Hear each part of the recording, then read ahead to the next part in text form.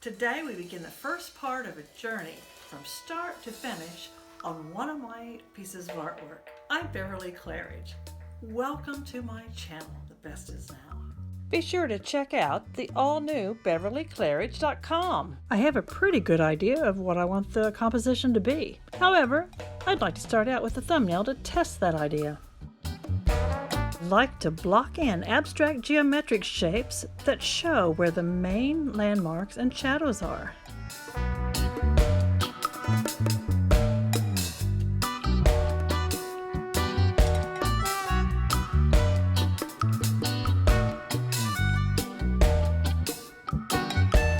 This is my husband.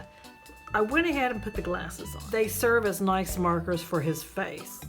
Unless glasses are a big part of somebody's personality, I always sort of underplay them anyway in the final product. One lesson that I took straight out of Charles Bark was this idea of viewing the hand as an abstract and viewing the shadows as abstract. I also did a series in 2012 on hands. My husband's going like this with his hands, which is very typical of him.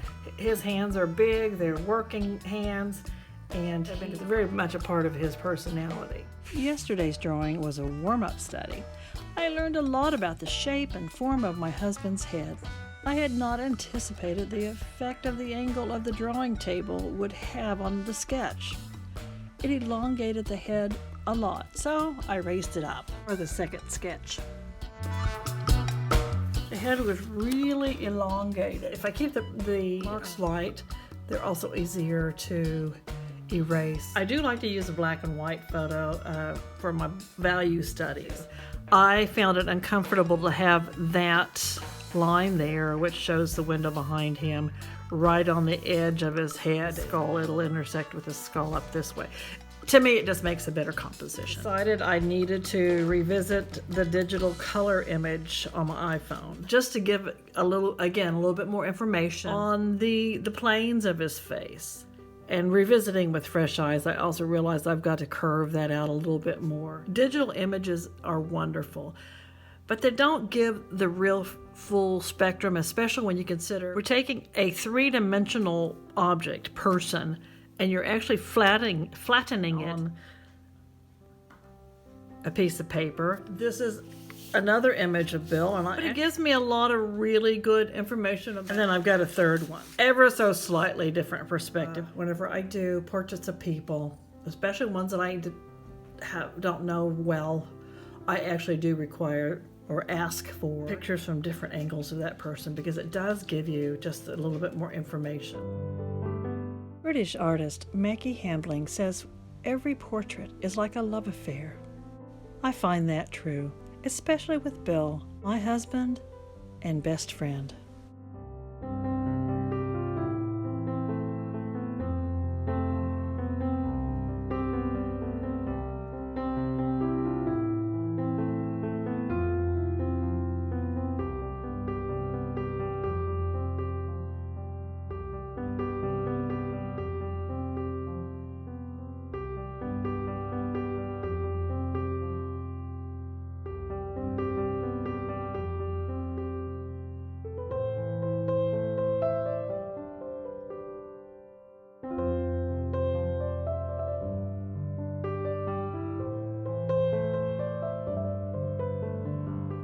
You don't have to slavishly follow any kind of picture you use. In fact, I could actually put it in a different one or leave it in a plain background, but I actually think the background, the contrast between the dark and the light makes it more interesting. And I also want to remember this as a time that Bill and I had. It was a significant time in our lives. When working with values, I find it helpful at this point not to get into reflective light. It's actually helpful whenever I'm doing a value study, as I'm filming this, to occasionally look at my camera. The digitization that the iPhone does actually helps me figure out where I need to be deepening my value. You don't want to chase the values inside the shadows too much. You really just want to get your basic values and maybe some of those intermediate values leading to the light, giving a sense of form. Trace this and put it onto my final substrate. I'm exploring where I want to go with my art. And my designs for this is to do it with pigment ink and ink tints. Observing the way that the muscles and attachments pull the skin on the face is what gives the drawing the small, lovable quirks of the person's face. It helps make their smiles and other expressions so familiar.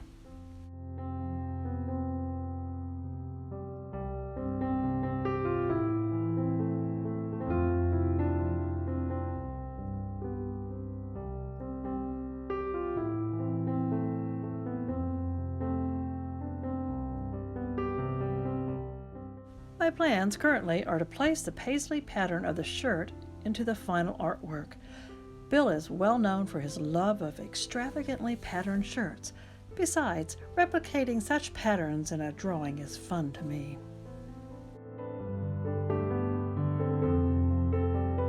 This is a study. There's things that I have done here that I wouldn't normally do if it was something that I was doing for it's the final thing. Here I'm playing around with what I'm going to have in the background. I'm not going to quite reveal what I'm doing with the background. I'm really wanting to know where the light's coming from, where the shadows are.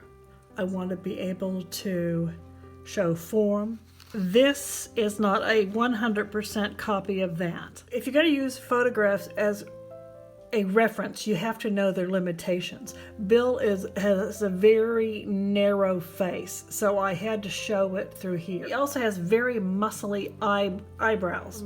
I used this to get the information reasonably accurate, and then I looked at Bill because he lives here with me, of course, and then I also checked out these. I mean, you can see from here that he's got eyebrows, the muscles on there, and he's also got very full lips. Very full upper lip. This is it for this episode. I'm really glad you joined me. I've had a great time today.